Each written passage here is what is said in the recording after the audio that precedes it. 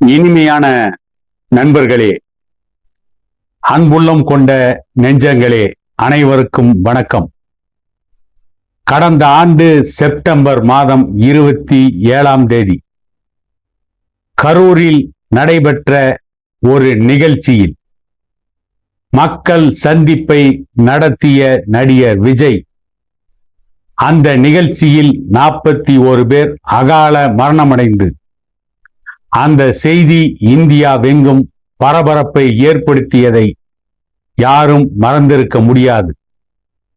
அதற்கு பிறகு நடிகர் விஜய் அவர்கள் ஆட்சிக்கு வந்து கரூரில் உயிரிழந்த 41 பேர் குடும்பங்களில் 31 பேர் குடும்பங்களை சார்ந்தவர்களுக்கு இந்திய அளவில் இதுவரை எந்த கட்சிகளும் செய்யாத ஒரு நிகழ்வாக, எந்த கட்சிகளும் செய்யாத ஒரு சாதனையாக தமிழக வெற்றி கழகம் நேற்று வரை தம்பட்டம் அடித்துக் கொண்டு இருந்தது.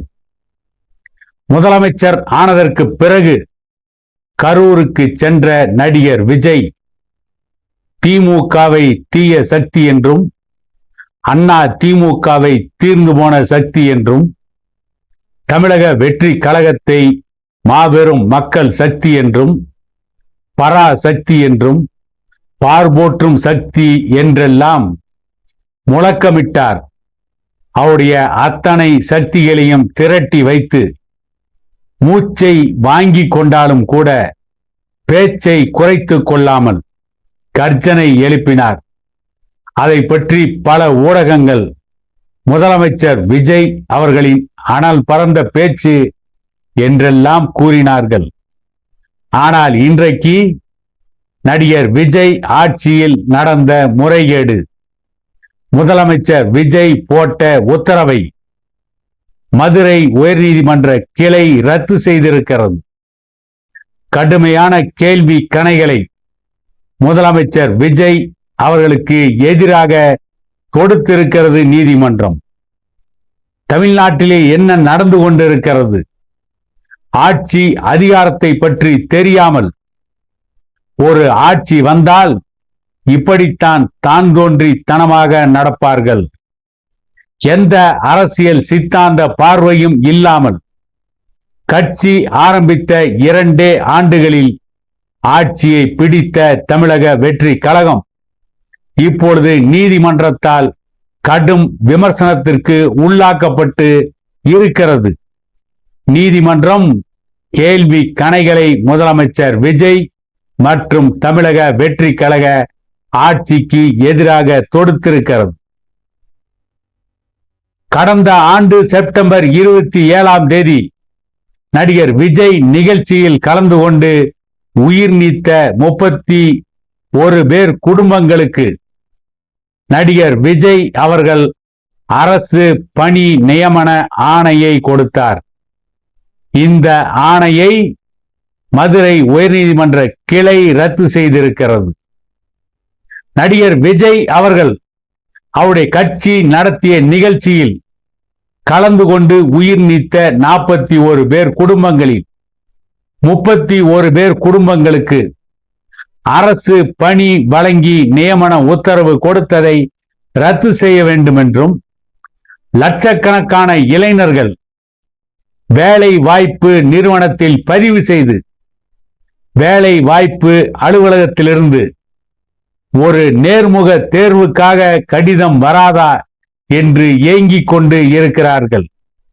இப்படிப்பட்ட சூழ்நிலையில் எந்த தகுதியும் இல்லாமல், எந்த ஒரு தேர்வும் இல்லாமல், எந்த ஒரு நேர்முக தேர்வும் இல்லாமல் நடிகர் விஜய் நடத்திய கூட்டத்தில் கலந்து கொண்டு உயிரிழந்தார்கள் என்கின்ற ஒரே காரணத்திற்காக தகுதி திறமைகளை பின்னுக்கு தள்ளிவிட்டு உழைத்து படித்து முன்னேறுகின்ற இளைஞர்களின் வேலை வாய்ப்பை பறித்து கருணை அடிப்படையில் வேலை வாய்ப்பு கிடைக்கும் என்று காத்திருப்பவர்கள் காத்திருக்கின்ற சூழ்நிலையிலேயே அவர்களை வைத்துவிட்டு நடிகர் விஜய் கட்சி நடத்திய நிகழ்வில் கலந்து கொண்டு உயிரிழந்தவர்கள் குடும்பத்திற்கு எப்படி அரசு பணி நியமன ஆணை வழங்கலாம் என்று வழக்கு போட்டவர் தரப்பாக வாதாடப்பட்டது. அதற்கு பதில் சொன்ன தமிழக அரசின் வழக்கறிஞர்கள், இது அரசின் கொள்கை முடிவு, அதே நேரத்தில் அவர்களுக்கு வழங்கப்பட்ட பணி நியமன ஆணை என்பது சாதாரண வேலைதான். ஆகவே இது ஒன்றும் பெரிய பிரச்சனைக்குரிய காரியம் அல்ல என்று வாதிட்டிருக்கிறார்கள்.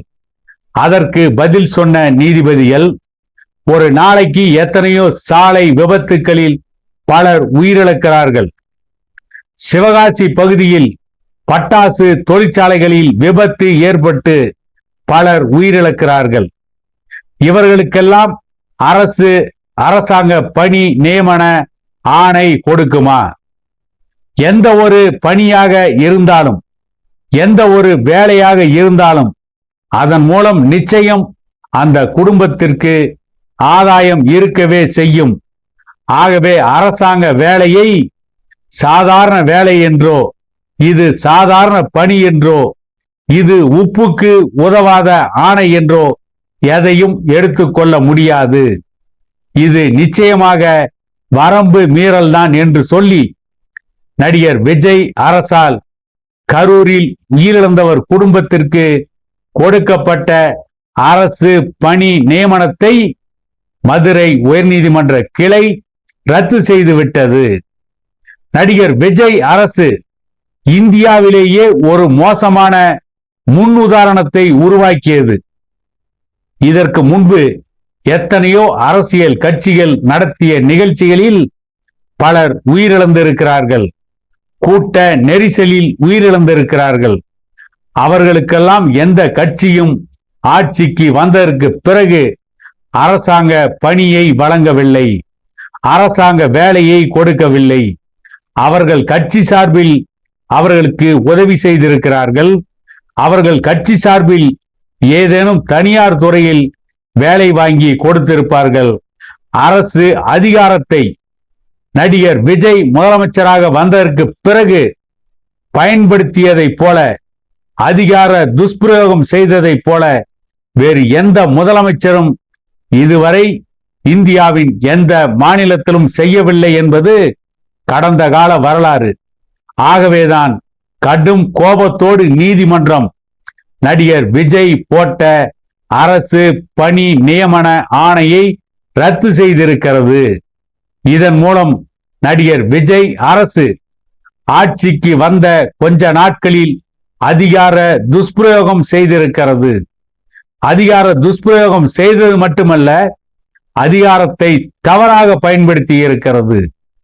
தமிழ்நாட்டிலே படித்து முன்னேறுகின்ற ஏழை எளிய மாணவர்களுக்கு எதிராக போட்டி தேர்வுகளை எழுதி அரசு வேலையை எதிர்பார்த்து நிற்கின்ற ஏழை எளிய மாணவர்களின் அரசு வேலை என்ற கனவை தகர்த்து அந்த இளைஞர்களை நடு வீதியில் இந்த நடிகர் விஜய் அரசு நிறுத்திவிட்டது என்பதை ஏற்றுக்கொள்ளாமல் தான் நடிகர் விஜய் அவர்களால் கொடுக்கப்பட்ட கரூரில் உயிரிழந்த 31 பேர் குடும்பங்களுக்கு கொடுத்த அந்த பணி நியமன ஆணையை ரத்து செய்திருக்கிறார்கள். இது உள்ளபடியே வரலாற்று சிறப்புமிக்க தீர்ப்பு. ஆட்சிக்கு வந்த நடிகர் விஜய் அரசு நடத்திய அதிகார துஷ்பிரயோகத்திற்கு நீதிபதிகள் வழங்கிய சமட்டி அடி. இப்படிப்பட்ட நீதிமன்ற தீர்ப்புகள் தான் இன்று வரை நீதியை வாழ வைத்துக் கொண்டிருக்கிறது, இளைஞர்களுக்கு நம்பிக்கையை தருகிறது. நீதிக்காக நீதிமன்றங்களின் வாசல் படிக்கட்டுகளில் ஏறி இறங்கலாம் என்ற நம்பிக்கையை மீண்டும் மதுரை உயர்நீதிமன்ற கிளை கொடுத்திருக்கிறது என கூறிக்கொண்டு, இந்த தீர்ப்பு தமிழக வரலாற்றில் ஒரு மிகப்பெரிய மைல்கல் என்பதை நினைவுபடுத்தி மீண்டும் ஒரு காணொளியில் உங்களை சந்திக்கும் வரை உங்களிடமிருந்து விடைபெறுவது உங்கள் எடப்பாடி துரைசாமி.